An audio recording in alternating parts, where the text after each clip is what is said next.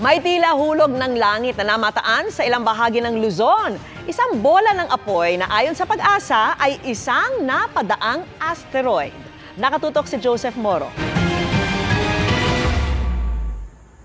Sa gitna ng dilim, biglang nagliwanag ang kalangitan sa Barangay Tansa sa Tuguegarao City ilang minuto bago mag-alauna ng madaling araw kanina. Nice! Spotted din ang nakamamanghang tanawin sa Carig Sur sa kaparehong lungsod, pati na sa bayan ng Santa Ana at himpapawid ng Ballesteros sa Cagayan.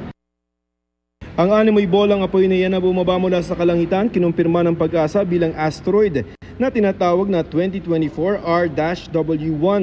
Ilang oras lamang daw ang pagitan mula nang ma-detect ang asteroid at mismong pagpasok nito sa ating atmosphere. Masyado kasing malapit ang naging period nung discovery at saka yung point of entry sa Earth. Yung po talagang tunay na nakita nila, ito po ay tunay na pumasok sa atmosphere. Ito po ang tinatawag nating asteroid.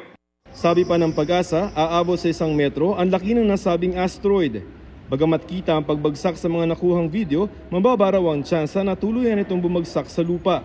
Ang karakteristik po nito ay explosion din in the high atmosphere. Ibig to sabihin, ang isa pong ganyang asteroid ay sa taas lamang po yan, ay dahil pumapasok po sa atmosphere natin, ay nasusunog na. And so kapag ka po sa sobrang fusion, ay bigla po itong sasabog. Karamihan po dito ay halos hindi na po bumabagsak dito sa ating sa kalupaan sapagkat doon pa lang po nadudurog na, especially po pag ganyang maliit.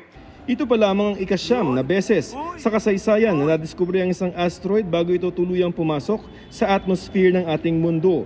Para sa mga gusto rin makasaksi ng ganitong pambihirang pagkakataon, may kasunod pa kaya yan?